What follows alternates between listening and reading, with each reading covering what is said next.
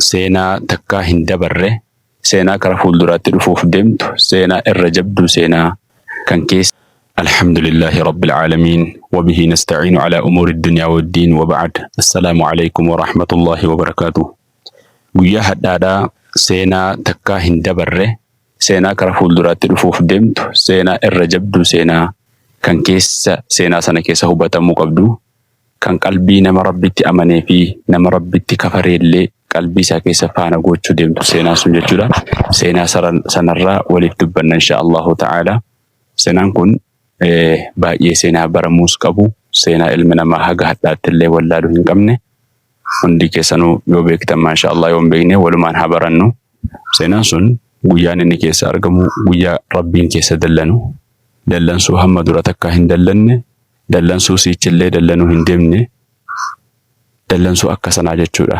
Kana ta'uu irratti nabiyyoonni Nuuhii kaasee, nabi Aadamii kaasee hamma dhufee nabii keenya gahutti nabiyyoonni ragaa bahani.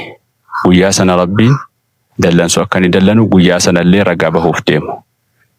Guyyaa qiyaamaa, inni seenaan sun guyyaa qiyaamaati. Guyyaa qiyaamaa ummanni walitti qabamee Aadamii kaasee hamma xumura nama qiyaamaan irratti dhaabbattutti namni argame guutuun ni kaafama qabrii isaarraa. Wagga kaafame gama ardii ma'ashar sana oofama. Ardii ma'ashar sana irratti walitti qabamee guutuun nama hundaadha.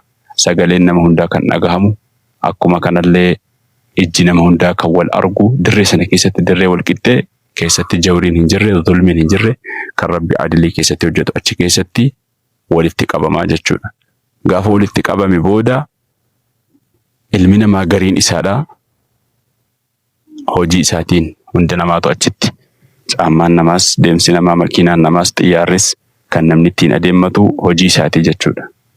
Kan siraatii irra ce'us kan fuudhee deemu hojii isaati. Likkii hojii isaatiin irra darbaa jechuudha.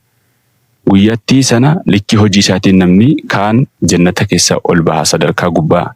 ومن الناس من يدعى من أبواب الجنة الثمانية. Namarraa balbala jannataa 8 irraa kan waamamu jira, kan balbala ibiddaarraa waamamu jira. Ogguma kana qawmiin tokko walitti qabamanii namarraa dubbiin isaan hirkaa badee Rabbi jara irratti dallanee jaraafillee dhiifama gochuu didee ala karaan hirkaa badee jedhu, maal yaa namaa, yaa jama'aa keenya, waan nuti keessa jirru kana ilaalaa, deemnee Rabbii keenyarra araara haa barbaannu, nama nuuf araarsu deemnee haa barbaaddannu jedhan. Ogguma kana karaa nabi Aadam deemuu irratti walii galanii, nabi Aadam abbaa ilma namaa guutuuti, abbaa nabiyyootaati, abbaa namoota illee nuti shafa'aa kadhannuuti osoo wahiitii jechuudha. Namni kun nabiyyummaas qabaa, dura namaati, deemnee isarra haa barbaannu jedhanii walii galanii deeman. Dhaqanii Aadamiin bira dhaqanii, yaa Aadam, ati Rabbii kee biratti bootaa guddaa qabdaa. Rabbiin ol ta'e harka keetiin si khallaqe, harka isaatiin si khallaqe. Malaayikaallee sujuudii si bu'uutti si ajaje. Akkuma kanallee ati ofii keetii nabiyyiidha awwala, yeroo keetti waa hedduu irra fidanii waan faaruu isaa guutuu irra dhangalaasanii, yaa Aadam nu araarsi. Alaa taraa maa naxnu fi waan nuti keessa jirru mokkoroo kana nurratti argaartamu argaa hin jirtu.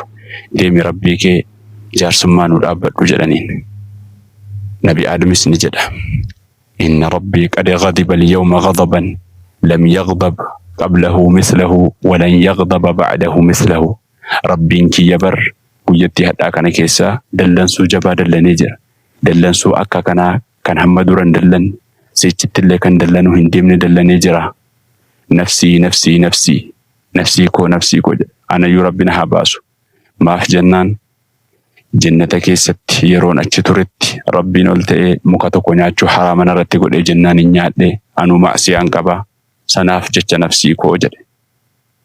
Idhabuu ilaa Nuuhin wahuwa awwalur rusul, gara Nuuh deemaa jedhaan. Jennaan qawmiin gara Nuuh dhufan.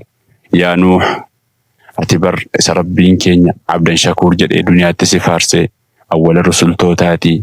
Yaa Nuuh jedhanii akkuma kana khayrii isaa faarsanii dubbatanii, alaa taraa ilaa maa naxnu fi waan nuti keessa jirru kana argaartamu argaan jirtu, rakkoo addaa keessa jirra yaa Nuuh, manguddummaa nu dhaabbadhu Rabbii keera jedhan. Nuuhis ni jedhaan, inna Rabbii qad ghadiba al-yawma ghadaban lam yaghdab qablahu mislahu walan yaghdaba ba'dahu mislahu. Hamma duratti akka kana kan hin dallanne, sichittillee kan dallanuu hin deemne, Rabbi dallansuu jabaa akkasii dallanee jira.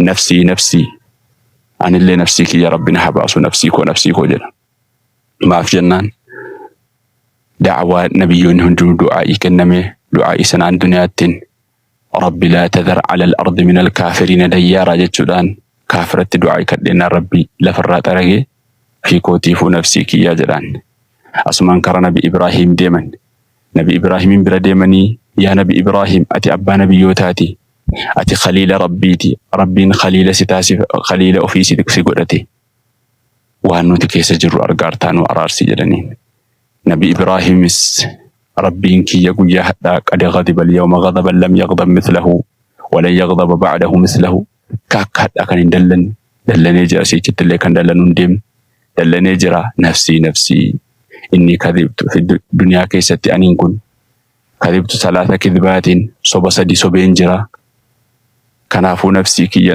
يا جرى جتشو صوبني صوبس وما ربي كيستي لواي برا كيستي كلها في ذات الله وما ربي كيستي ديني ما ربي تبجت واسد صوبين جرى أن اللي نفسي كي يا جرى أسمان نبي موسى برا ديمني يا موسى أنت كليم الله أتها سوا اتدبت ما ربي ستدبته أمتك إساسي فلتي سين دبته يا موسى جلني قلت سدبتني نو أرارسي ربي كجلني موسى نس نفسي أنا اللي نفسي كي ربي ويا حتى قد غضب اليوم غضبا لم يغضب قبله مثله ولن يغضب بعده مثله محمد رتك كان كسين دلن سيجت لك أن دلن ندم دلن سواد أكسي قبا نفسي كي جلان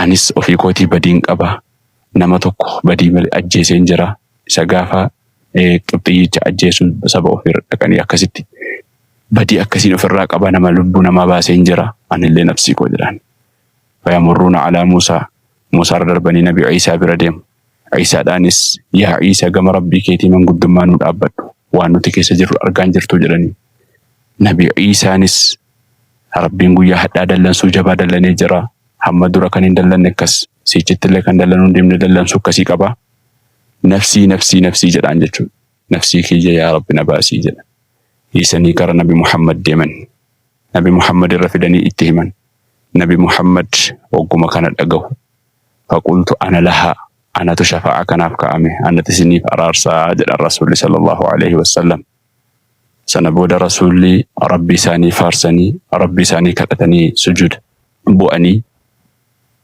ربي أكا ربين أرارس ربي ساني كتتني دعائي لرسول صلى الله عليه وسلم نبي هندن دعائي مستجابا كنمتي أن آخرا فنركات دجلا دعائي كتتو ربي أسمان جراب لغه نمني شفاعة خاصة قبو شفاعة عظمى شفاعة قدج كان نبيون هندين دندين كان قبو نبي محمد جتشو أكا كانت نبي محمد صلى الله عليه وسلم أشرف الخلق على الإطلاق إلما نما كيسا إرقودانا ما كبجمانا ما ربي برت أكانت من قد ما كانت أبتني ربي نما ولدت أرارسني أكا ربين إيسا قدوف قدني سنبود اللي من قد ما رسول الأبتن صلى الله عليه وسلم نمني إيماني قلبي ساكيسا حبا خردلا ويجرت اللي بدك كيسا بافما إن شاء الله تعالى سينامو ياك أما قباب دومي تسيت اللي نابتو كان هذا ما كن هنجها وبالله التوفيق. السلام عليكم ورحمة الله وبركاته.